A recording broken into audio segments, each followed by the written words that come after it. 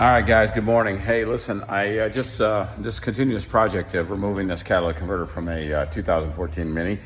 I want to show you another absolute excellent use of the 944. This is the O2 sensor removal.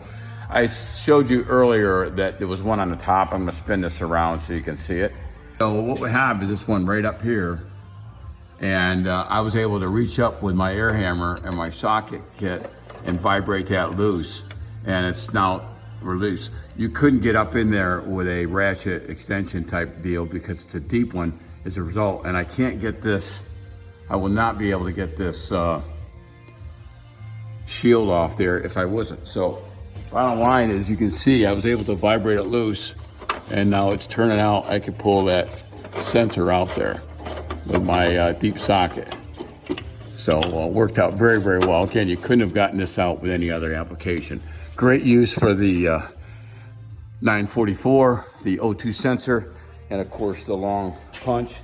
This is articulated punch, meaning it sits in. You can set it any direction you want to, and of course using a new 955 air hammer.